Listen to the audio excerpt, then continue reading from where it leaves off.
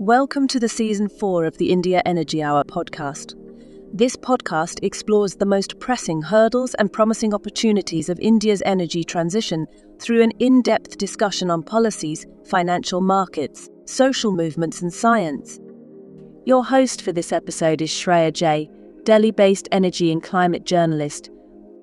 The show is produced by 101 Reporters, a pan-India network of grassroots reporters that produces original stories from rural India.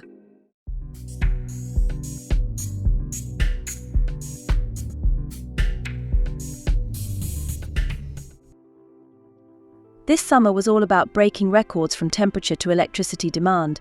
India clocked the highest ever electricity demand of 260 GW during the summer months, thanks to sweltering heat in all parts of the country. But is it just the heat? Has the electricity usage behavior changed in the country? Are air conditioners shaping our power demand? Are the demand drivers shifting from commercial to domestic? Is the electricity supply landscape prepared for extreme weather events impacting both the infrastructure and the supply planning? To take a micro look at India's electricity demand-supply system, we talked with Rajiv Goyal. Goyal has served in various positions across power distribution companies. He is credited with the successful setting up of the Noida Power Company Ltd.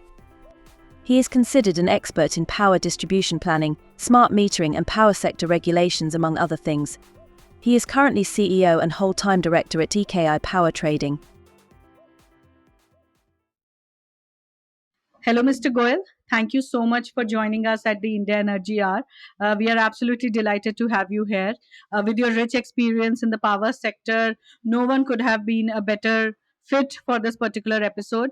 A very new topic that the India Energy Hour is taking up. We usually take very broad-based topic, and the feedback from our listeners has been that we should focus on issues that impact the general public. And what could be better than talking about power cuts, power outages, and heat waves? So, thank you again for joining us at the India Energy Hour. I'm extremely thankful for you to give me this opportunity. And definitely, yes, the power is one of the infrastructure which affects the every asset facet of life. And it's not only that the outages or the non-availability of the power.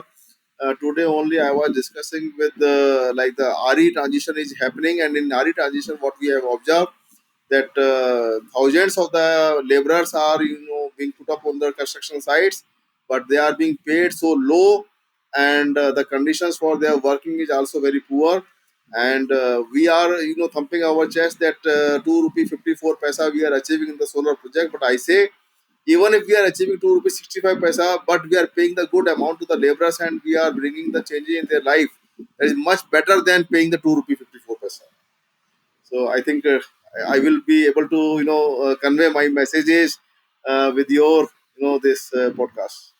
Sure, definitely. And what a fiery start to it. And obviously, it comes from your experience. You have had a very long career in the power sector in variety of roles. You have been with distribution companies, a lot of power companies. You have been associated with Noida Power Company as well. You redesigned their whole power distribution strategy. Just before we start and get into this topic, which you are very excited always to talk about, can you tell us about your journey? Where are you from? What did you study? What were your learnings in the power sector? And as I would like to call it, your footprints on the way in this sector. So I did my engineering from the college called REC Calicut. So nowadays they call it National Institute of Technology. So I passed in 1995 from there in the electrical engineering. And it happened that I joined a company called Motherson Sumi System, which they are very big in the wiring harness.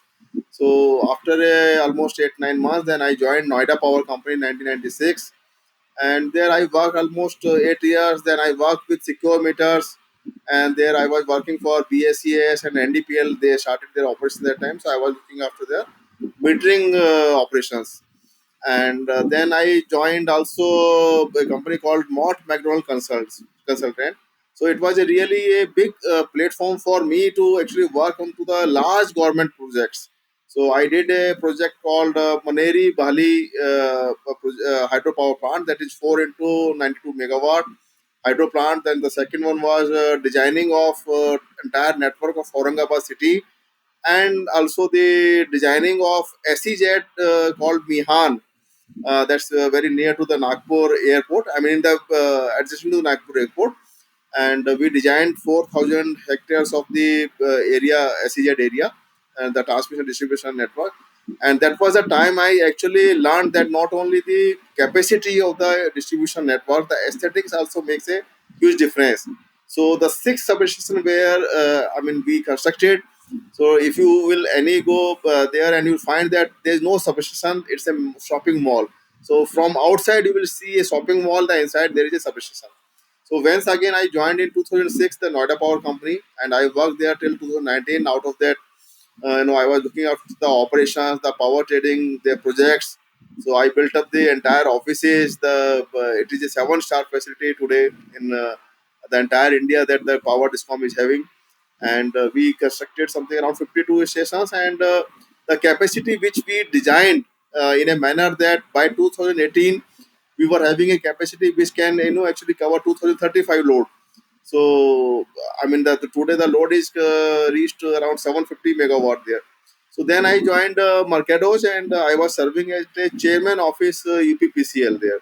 So I was engaged in a lot of tenders, the new policies, and the day-to-day operations, the how we should improve the financial conditions of the discoms, and then definitely I joined that EKI Energy. So they are in the carbon credits and the power trading. So this is the time which I have spent, and apart from that, I keep on working in the social sectors also in my personal times. So that also gives me a lot of feedback from the people that how they see our services. No, I completely agree. And what a journey it's been. Keep seeing your LinkedIn post, not only just on the power sector, but all the work that you're doing in the social sector as well. I'll quickly now jump to the topic because it would be unfair to stop you from not commenting on it. The country is currently grappling with heat waves. High temperatures have led to power demand soar. We have touched the magical number of 250 gigawatt of power demand this year. Can you explain the current demand scenario? What are the major drivers, and why the energy basket of this country is dominated by coal? So 2 points. Like one is that the power demand soaring, and the other one is that the thermal power. So on the first part, I always see that India is 140 crore people today, and this is the aspirational country. I mean, today we are contributing almost 10 million people who are entering into the middle class, and this 10 million people means we are creating one Singapore and one Dubai every year within the country. So it's not that the power demand is soaring. My point is that power demand should have soared this like this way only. Actually, we were in the habit of creating an infrastructure for some 3%, 4%, 5%, but at least the way the demand, the people, actually the life is changing. So they are adding the air conditioning, they are adding the many gadgets in their houses. The government of India is creating a lot of housing infrastructure. They are creating like railway reforms. They are creating a lot of railway stations, a lot of bus stations, a lot of airports. So this all shows that we actually require a lot of power demand, and I see that for next 10 years at least 8 to 10% kind of power demand should increase in every area, in every sector, and we must actually design our cities to cater to this kind of demands. And when I say that 8 to 10%, so means today if we are crossing or touching the 250,000 megawatt demand, I understand that by 2032 2033 this demand should touch something around 4000 this 480 gigawatt. So demand is going always going to remain very high in this country, because that the our urban centers are increasing. Almost today we have something around 54-55% of the urban population, and when we say 54-55%, so out of that almost 10 to 12% population is in the town areas, which is like treated as a villages only. So this country is going to have something around 70% real urban centers by 2035. So our demand should increase very fast.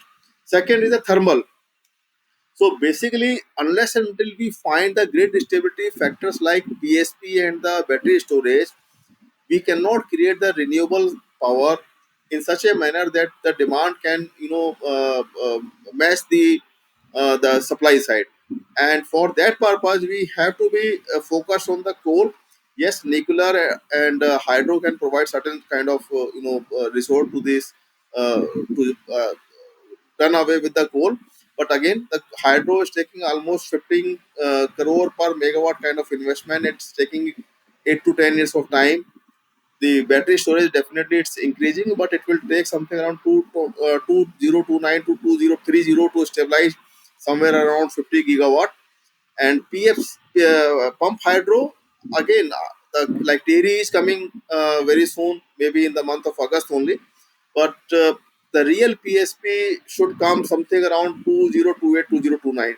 By that time, we definitely will have to live with the coal. And the second is that why the coal is increasing again. So what I am saying that we were hunger. So once we were hungry and we are starting, consuming. So if we will not develop this, some 10-year or 15-year window, will not create the capacity. So we'll again have a, kind of shortages, the huge shortages in the power. Fortunately, this year you must have seen with 250 gigawatt also, our peak power deficit was only zero point 0.1 or 0.2%. So that's very encouraging for the country. Absolutely.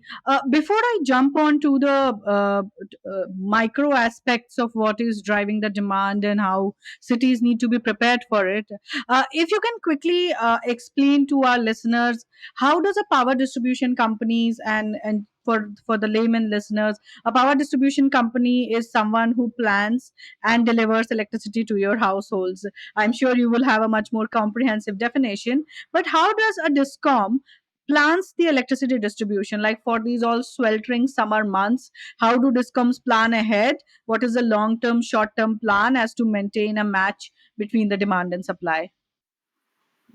So, like in any power distribution company, we have the two kind of things. One is that the supply side. So supply side is basically the arrangement of the powers. The second is that the network. So the two different departments or the two different teams are actually working in almost every discom. The same structure is there. So when we call for the network, so there is a huge deficit. If I can remember 2014 or 15, even for 5 megawatt, we used to suffer a lot. The capacity in the inter-regional capacities were not there, and even the 5 megawatt used to be truncated every almost every other day. But today, the capacities in the transmission sectors, so they are very good. And the way the PGCL and other companies are there constructing the transmission lines for the RE corridor, for the thermal corridors. So I believe that the transmission is not a such a big issue. But definitely, when we come to the distribution level, there is a huge shortages almost in every city, whether it is a Bombay or it is a Noida or any other city. The government of India fortunately started a scheme called RDSS, and they have budgeted around 3 lakh crore rupees. And 3 lakh crore rupees, if I say that almost $40 billion they are investing in next 5 years in the distribution network. Out of that, 50% is towards the smart meeting and 50% towards the network. While again, I'm saying that the way the distribution system is to be upgraded. So basically, in RDSS also, the main focus is to create a radial network wherein the capacities are available. But this is not the this is kind of beginning only. In all big cities, whether the population is more than 1 million, we must drive for the power distribution network, which is not radial, which is basically the ring main. And many of these cities are to be made undergrounded network.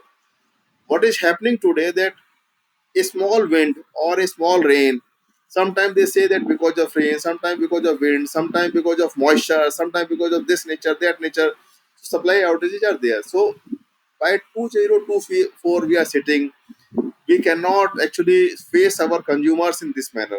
we have to provide them a reliable supply, and for that reliable supply we have to inculcate on the service side and on the network side that the radial network is being removed, I mean converted to the ring main network. We must have the digital twins wherein the concept of IoT devices are being placed into the network, transformers or the feeders, so that before that the customer is giving the information, the information should have automatically come to the control room. Now what is happening that the private sector, uh, I mean they are already implemented a lot of automation systems, but in government, in the RDSS they are implementing, and I hope that in next 3 to 4 years there are also a lot of asset development and the automation will happen. But at the same time, the scientific approach for distribution network creation, that is not happening. So it might be possible that at some of the points we will have the transformers which are highly underloaded, and some of the transformers will remain overloaded. It is happening because the urban planning and the electricity planning, so these two things should have been actually merged, meshed, and the combined results should have been done, but that is not being done as of now. But again, something is happening big, so we must actually congratulate the government also that they have taken this kind of big step.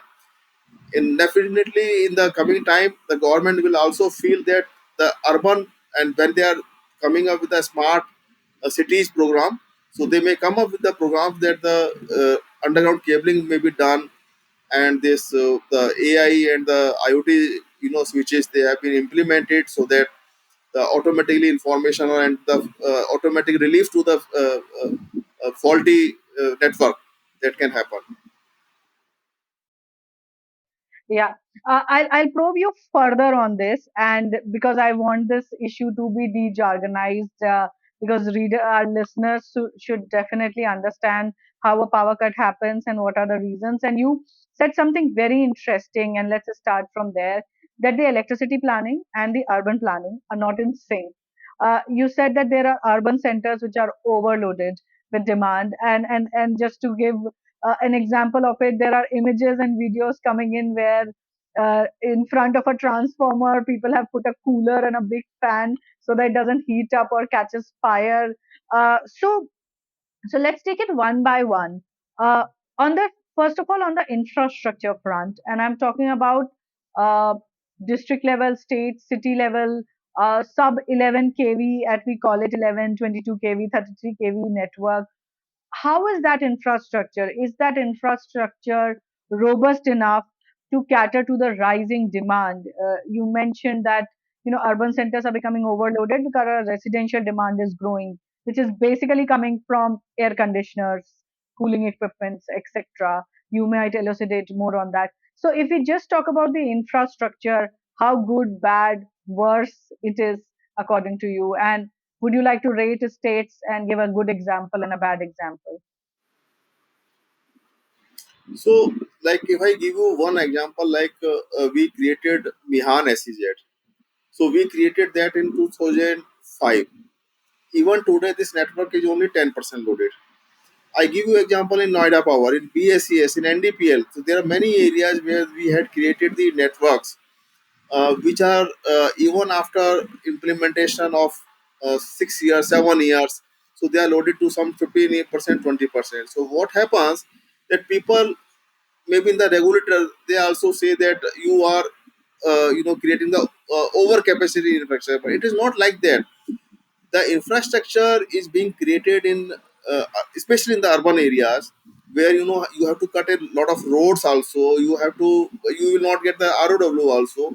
So you have to create the over capacity definitely, because you don't want to work there for next 20, 25, 30 years. You will not get the ROW, you will not get the permissions to cut the roads, you will not get the permission to cut the trees. So it is definitely that once we are planning something, we should plan at least 30 years ahead.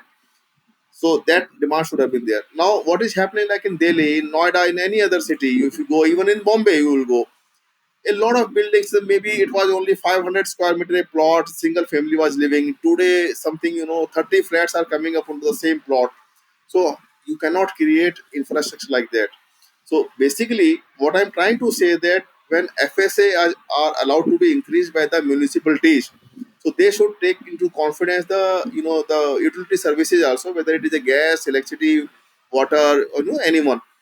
For that purpose, the municipality should actually allow, and they should say that create the infrastructure for next 30 years, because what will happen today if one building is coming up, so they must actually understand that in next 2 to 3 years, 5 years, in that particular area, all the buildings are going to be converted into the multi-story kind of thing. Similarly, the housing sizes are also decreasing. The third is that earlier in very big houses, you must have seen there is only one air conditioner, and that used to run for some 2, 3, 4 hours when everyone in the family used to sit in that particular room. Today, even in 2 BHK flat, there are three ACs. People are now putting up the ACs, in all the drawing rooms and rooms. And if there are three ACs, you just consider that one AC is going to run 24 into 7.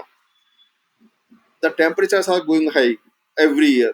So point here is that we can't go and preaching that you put on the trees and all that, because population is increasing, so you have to create the infrastructure. So that is one side of the trees and all that, but that's because urbanization that increases in some pockets only, that does not increase evenly into the entire piece of the land. So my point here is that the infrastructure which we create should be the for the long term, should have the automatic kind of features. It should be able to communicate with the control room, and there must be minimum downsize time. For that purpose, we should have the the ring main. We can create a faulty network, isolated, and the healthy network we can put onto the service. People are they are getting the continuous supply. Why so? Because today, whether in a family a student is there, so they have to study. There are old people, they have to take medicine, they have to sleep, and there are many other things. So for that purpose, we need to create have a basic understanding of the synchronization of these two services, and after that the O&M, the maintenance. What happens that we have laid the cables, then municipality actually allowing the other line or the other services to lay the cable, and they are in the same ROW. What happens then, the one is cutting the other line, the other one is cutting the second line. So for that purpose, all municipality, just like in your Gulf countries or other, we had gone to Singapore. So municipality carries all the GIS mapping in 3D, in in the depth also, for all services, and they only give the permission that which ROW you are going to utilize for which services. So that kind of discipline should come into our country also. And whenever they are planning any kind of city or any kind of new roads, so they should carry out the provisions for the ducts for all these kind of services. Right. And what kind of infrastructure planning can a discom do? And can you cite a good example which is showcasing where the discom thought ahead of time and planned its power supply infrastructure in place? And can you cite a bad example too? I give you one of the best example, Gandhinagar. Gandhinagar was created somewhere in 70s, and the infrastructure which they had created, it is working even today also a very good manner. There is no upgradation in like BACS in some of the areas. So they were very congested areas, and I have seen personally that there was only one cable used to be there for supplying of the entire the street and something like that. And I was very surprised in 2003-4 when I saw they, instead of one cable, they were laying some 8, 9 cables. So so those are the good examples. The bad examples you can see in the Noida itself. The load is increasing, the people are constructing more floors, they are not increasing the transformer, they are not making the underground lines, because the department is not having much of the funds available for them, and because they have a big state to create the infrastructure. The Noida authority is also not taking the responsibility. Ultimately, it is a issue of the prestige of the Noida city, and they are taking so much of money from the so many of fronts. So they should create infrastructure in city in a manner that the reputation of the city should not go waste. So there are, I mean, many examples. So I can't say like that, but I can't take the name. But again, the, if you will go to the NDPL area, BSS area, even for the NPCL area, and there are many, torrent in Surat, you will see, you will not find the people who will say you that for last 2, 3, 4 years they have not seen even a blinking on their ear. So that should actually be the motto of every distribution manager to serve the customers, not that only light has gone for 5 minutes, 10 minutes. So what is wrong? The wind was there very high, so light has gone. So this should not be the the culture of the discoms basically. There is a funny video circulating on social media where this worker comes to the manager of a distribution companies and says, Ki, there are 2 drops of rain. And he said, cut the power. He said, the temperature has risen by 2 degrees. He said, cut power.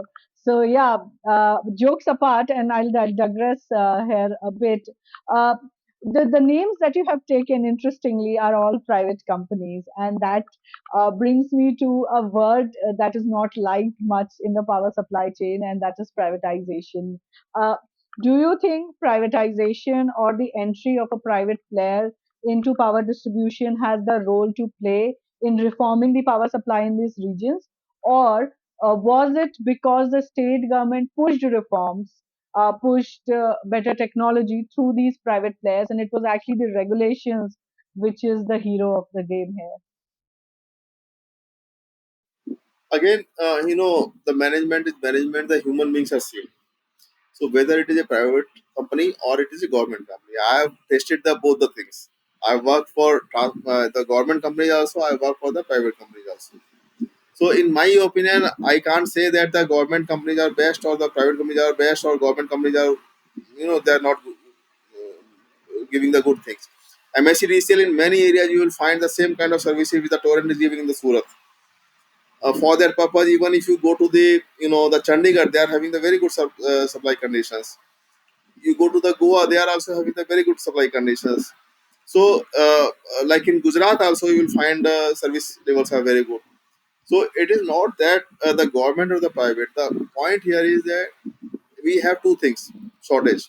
One is the network, and the other one is the supply capacity. Supply capacity up to a certain level, the government or and the private sector both have combined together, and they have reduced that outages.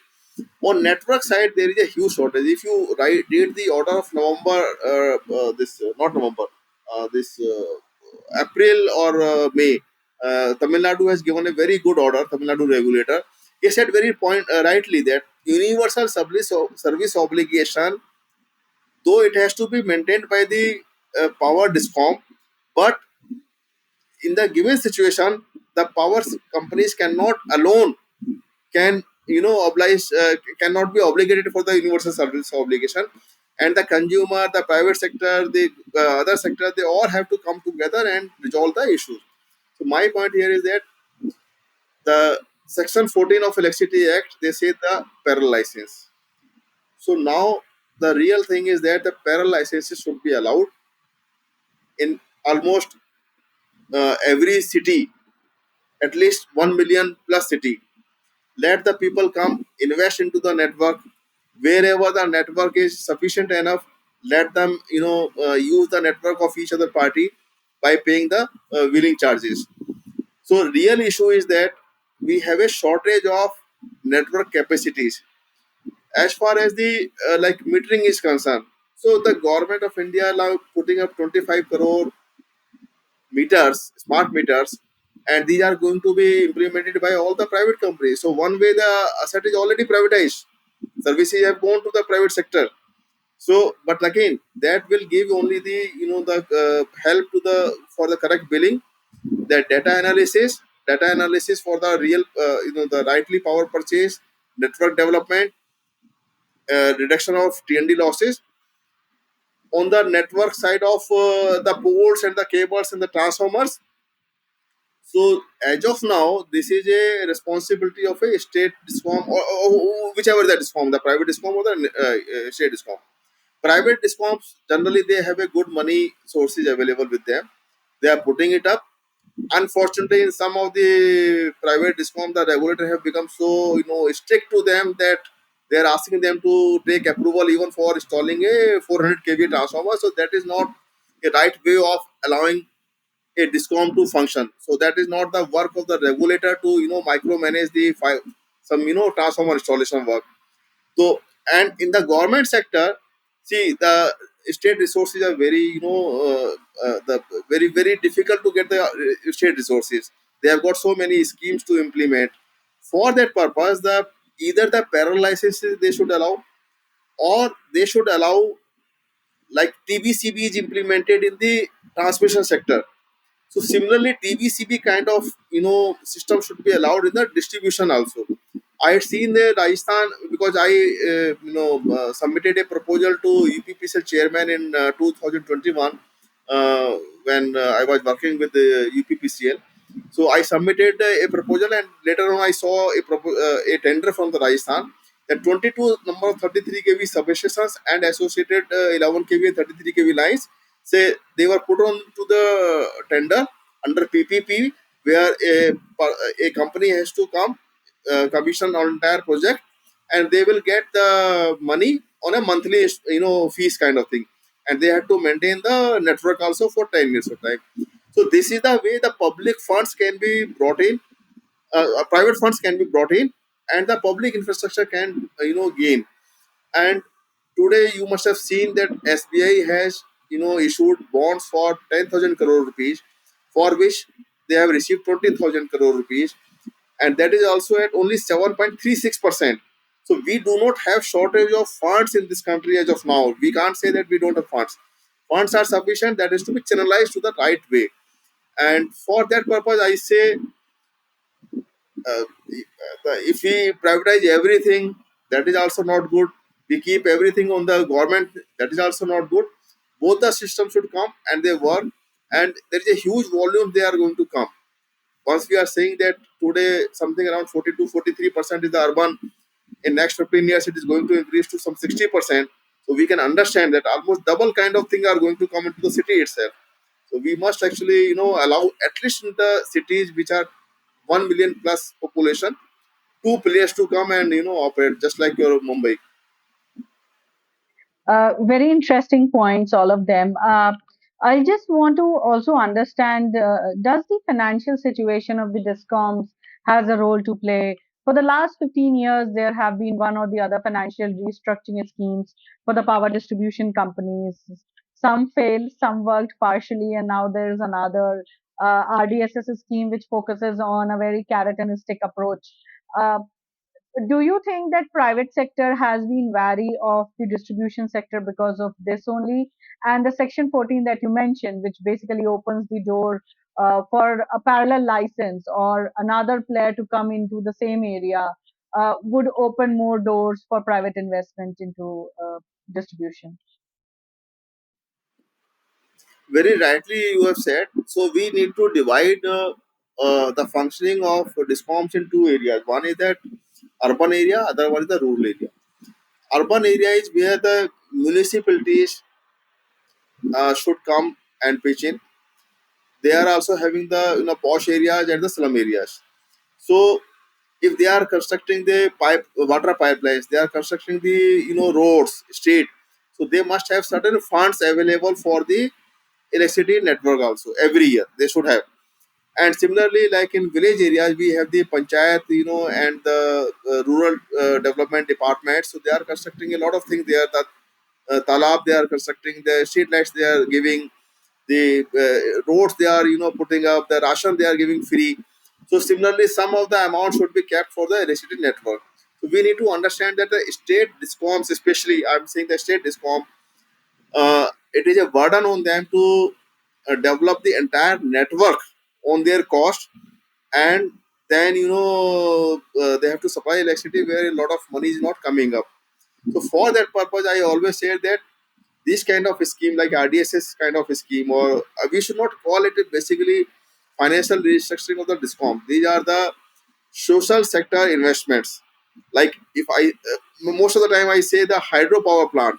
Why the hydropower plant is considered as a a property of the electricity department? Hydropower plant, they uh, you know turn on the water, they produce electricity, and the same water they produce into the fields, which were otherwise going to be flooding to the lot of areas. So what way the hydropower plant is helping us, the electricity they are giving as a byproduct, but at the same time they are giving, I mean they are actually huge services to the farmers and the government, that they are reducing the floods, they are timely producing the water, timely giving the water for the irrigation. So hydropower plant cost at least should be 50-50 divided into the two departments, the irrigation department and the electricity department. Similarly, the distribution network, it should be divided in two parts. One is that part where the for the augmentation kind of thing, the distribution network has to be developed by the discom. But for the initial areas, initial period, when there was no electricity, or the new area is being developed, so this is the responsibility of the local government, and they should actually fund 100% to the state, to the discoms. If they do so, in the ARR, we will find a lot of reduction in terms of the depreciation cost, ROE cost, interest cost, and therefore our tariff will also come down. So, no, whole blame cannot be put onto the discom. And the for another point, you must understand and appreciate that discom are that poor chap, that in the entire value chain, from your coal to train to shipping to the generating plant to the transmission, everybody is actually take money from the discom, and discom has to go to the customer side. And now the customer, they almost in every state you will go, you will find that as far as the customer numbers are concerned, almost 50% customer, they are not paying for years together. Almost 50%. Northeast, if you will go, it is almost 80%. So my point here is that by burdening discom in every aspect and then not giving them any kind of resort is not a right thing. So it's not the financial restructuring of the discom, it is a financial restructuring of entire power sector. So we should not be blamed as a discom only, that we are feeling. Similarly, like I said, a very valid point for the discom, like merit order dispatch is being put on to the discoms for power scheduling. Now, if NTPC or NHPC, they have multiple plants, they are giving power to the multiple state. Why the discom should be burdened? They should have one nation, one tariff, and discom should be said, okay, I need this much of power, you give me this much of power, and this much is the rate. So single rate should be there. So we have to now come to the conclusion that we should change the policies or the regulations in a manner that we are the highly regulated sector has to be uh, this regulations has to be reduced, the life of the discom has to be easy. And as far as the RDSS kind of a scheme, so this should be a central budget every year. They should provide to the state discoms. They should every year. Sorry, I missed your last line. That every year the budget. What I'm trying, RDSS scheme. So this scheme is basically for building up the infrastructure. So building of the infrastructure is not a sole responsibility of the discom. It is a responsibility of the state government only.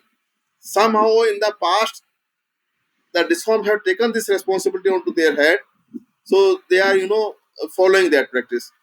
But this is the reason that they are always coming to the the negative or the red balance sheet. So state government and the central government every year in their annual budget, they should provide this kind of funds to the discoms to create the infrastructure, because they are getting the taxes from their own people. So they have to return their taxes in the form of the infrastructure only. So why the discom should be burdened for entire 100% capital expenditures? It should be the responsibility of the state government and the central government. I give you one example. Madhya Pradesh. Madhya Pradesh is a state which is not having much of the industry, but they are the largest producer of the food. Now, in the process, they are giving a lot of electricity to their farmers, and it is a almost zero cost electricity they are giving. So it means when they are producing the food, uh, at the cost of the food, their discom is getting, they are having the losses, but they are feeding the entire country. So actually, for that additional energy they are giving to their farmers, so they should get the money. So it is not the kind of subsidy that we should say that they are getting subsidy or the financial sector. So budget should actually look into the matter that the urban cities, the rural department, they must be given certain budget for electrical infrastructure also. In turn, they should be given to the state government, sorry, state discoms, and they should build up the network. So overall, they can, they can service the network also, and they can have their low tariff also. Good, you mentioned the other parts of the power supply chain, which is coal transport, power generation, hydro, and other sources as well. Let me begin by asking, are we surplus in power supply? On the numbers do look pretty impressive. We have more than 400 gigawatt of power generation capacity, and if you look at the current peak demand, we are near to the half point only. The coal situation this year has improved significantly, but we continue to depend on coal.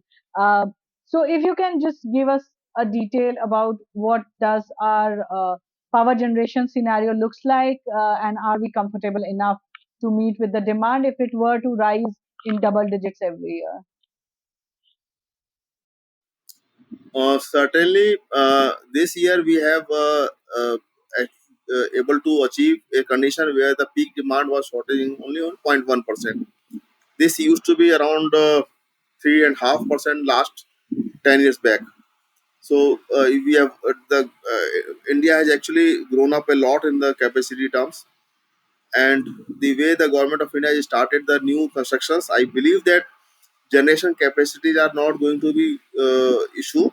Transmission capacity will also not be an issue.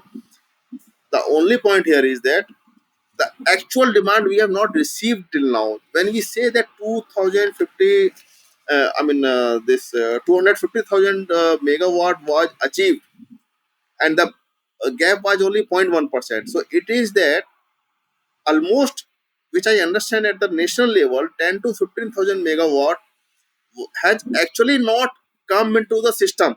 So more and more distribution network upgradation will happen, the transmission capacity upgradation will happen. We'll see that a lot of, the new demand will come up. In this sector, I have seen personally, when the net when you supply less, the network is less, your demand does not grow much faster. When you start supplying unthrottle, your demand also going into, exponentially they rise. Yesterday only I was talking to someone, and he told me in the Noida Power, last year the peak demand was only 550 megawatt. This year is a 750 megawatt. This is almost 35% more. So that's what I'm saying, that in urban areas the demand is always going to remain 10 to 12% higher, because a lot of construction are coming up. So as far as the hydro is concerned, we have lost the Tista last year. Almost 500 600 megawatt capacity is being lost, and hydro capacity they take something around 7 to 8 years of time. So we are not going to grow a lot of, hydro. The only respite is going to come from thermal plants. So again, we don't think that more than 5,000 6,000 megawatt capacity will come from the thermal. Renewable has to play a very big role, where they can come up to 20,000 megawatt every year, kind of thing. And to stabilize the grid, the battery storage is the fastest solution which we have to implement by all the discoms. The regulator should actually allow RECs in, the in ratio of 10x, so that the discoms are able to, uh, accommodate this battery power. Otherwise, will be very difficult for us for after 2028 2029 to meet the demands. Uh, on the renewable front, there is, I'll just rephrase the question. With so much renewable energy coming in the grid, it is causing much disruption. There is so much solar and wind in the system. The grid operators do not know how to function around it. Obviously, there has been forecasting and planning of renewable energy sources, but battery storage is missing. So during the non-solar or non-wind hours, coal has to run, and during the solar or wind hours, also coal has to run, because renewable has a low operating ratio than coal, and it is fickle. Can you explain that how the grid needs to be prepared? What needs to be done with so much of renewable energy coming in the grid? So that's what I'm saying. The something which is abruptly uh, uh, coming to the grid and stopping because of their nature of the sun and the wind.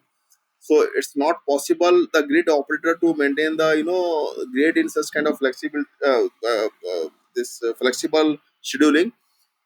So definitely the solution comes in the something like the storage system. Now storage system, as of now we have only the battery storage or the uh, uh, pump storage.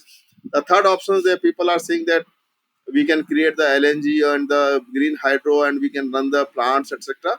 So that way the things can make more stable in terms of the grid. But in my own knowledge, I understand that the immediate solution lies only in something around 50 gigawatt capacities come into the grid in next 4 to 5 years, so that the grid becomes more stable and we can actually absorb the unreliable generation of wind and solar. So that is the solution which I see, that which can be immediately built up and put into the system. Otherwise the all other systems like PSP and others, so they take a time 4 to 5 years of time. So I don't think that we can make it much more faster. So I also wanted to ask, there are some extreme weather events that are happening. There have been incidents where there have been sudden load spikes. There have been sudden load crashes. There was a report, and I think you only also posted about it. There was a 11 gigawatt load crash in the northern region when there were a thunderstorm, etc.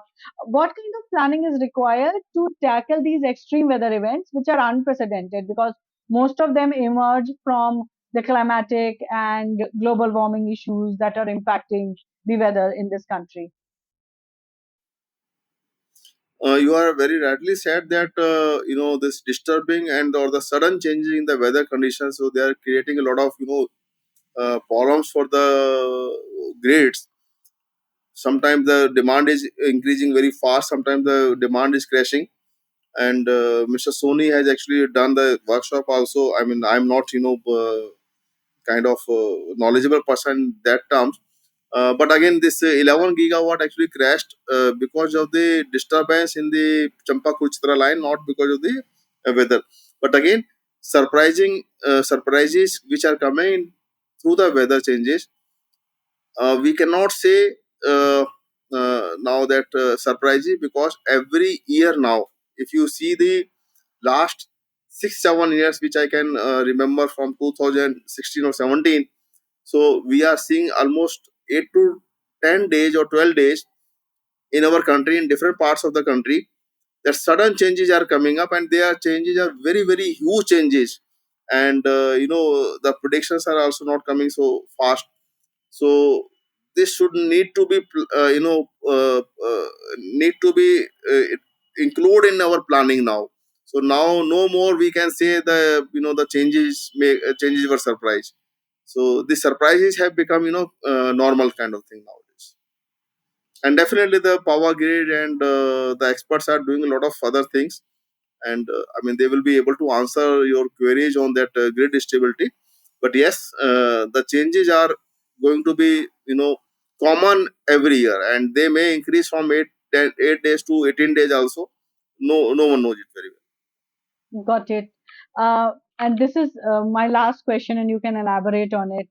People keep talking about the 2012 blackout, and that is something that has not been erased from anyone's memory. Is the Indian grid now so robust that there will be no repeat of a 2012 blackout, which darkened the northeast and the western region in the country? I think Indian engineers. So they need appreciation for this point. 20212, yes, it was a kind of black day on the this network, that gone into the outage in the entire country. But after that, we are now, there were a lot of frequency, like on that 11,000 megawatt had gone, and the frequency was something, changed very fast.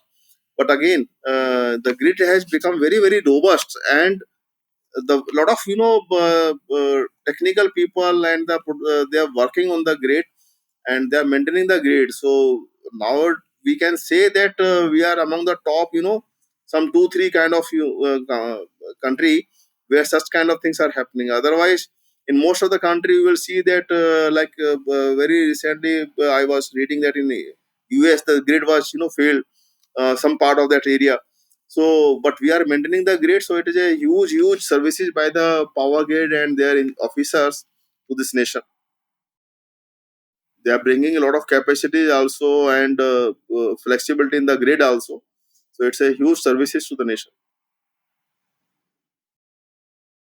Right. Anything for the state front that you might want to highlight here? You did mention a lot of steps that the states need to take, the state power distribution companies also need to take. But coming back to the weather point, such extreme events usually expose the lacunas in a power grid system. I said that the last was my last question, but if I can quickly ask two questions.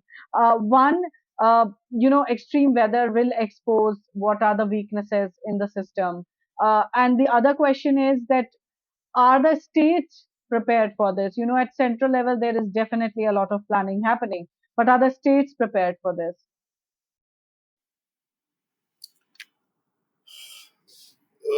I think because CA has given a very comprehensive regulations for adequacy plan. Many states have done also, but for that purpose, a lot of funding is also required. The way 150,000 crore rupees are going to be invested, so they will definitely bring a lot of relief to the consumers. But again, the situation which we want, like I said, that in the Torrent Surat, I had gone there. They are saying that last 2 3 4 years they have not seen even a kind of flickering on their lights.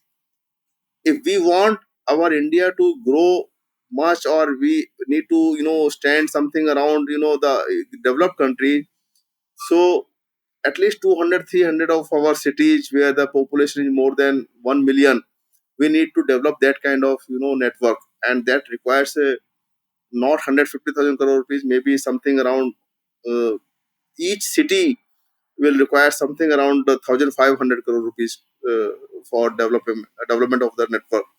So either the government of India or the state government, they can fund partly, or they can provide loans to the interest-free loans to the discom for some 50 years of time. Then only we can find this kind of preparedness. Otherwise, it's very difficult. Otherwise, so what will happen that every year the people are saying in the discom also that some 8 10 days will happen, and they will go away with that. Yes, this is the extreme condition. What will do? So it is again the government has to take a call. They have to change the system, the present day system of recovery of the cost from the consumer itself. This way they cannot recover the cost because the tariff will go very very high. And the only alternative thing is that, like, they all state governments should ask their transmission companies to go public, just like PGCL. They should come up with the solutions, like I said, that triple P in the infrastructure development, wherein they can provide the fees for 30 or 35 years to the private sector, or they issue the bond something like 7.36% the SBI had done. But a huge money is required, and that huge money cannot be converted into the cost recovery system. So some way the government has to fund, either from the state taxes or from the PPP projects. So that is the way. Or third thing is that they can bring the competitor or the parallel operator, so they should come and invest the money. But infrastructure requirement is very huge because the demand is increasing, and the current infrastructure, if it is not developed at almost 3x the situation are going to worse in the many of the cities.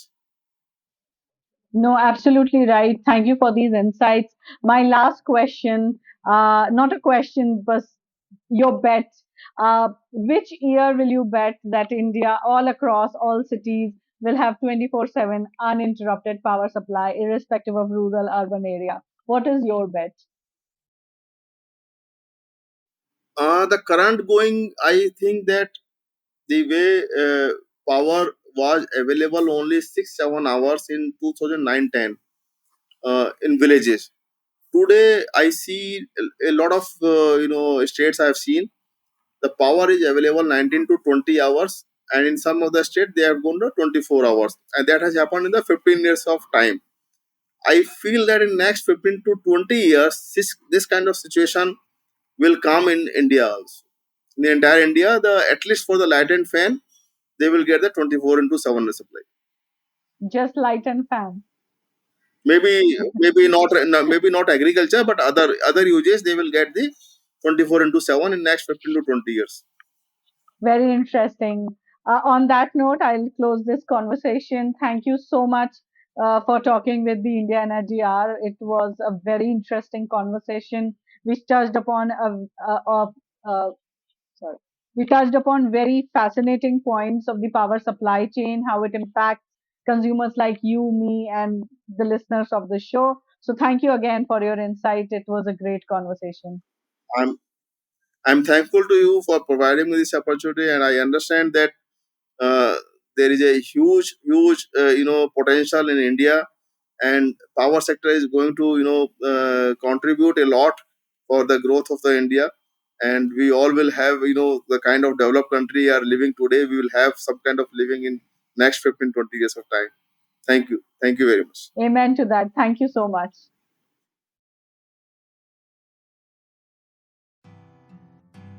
Thank you for listening to the India Energy Hour. Subscribe to this channel to never miss an update. To drop us a feedback, visit our website or write to us at theindiaenergyhour@gmail.com. We are on Twitter. You can follow at TIEH_podcast and get in touch with the two hosts at Shreya_J and at Sandeep Pai.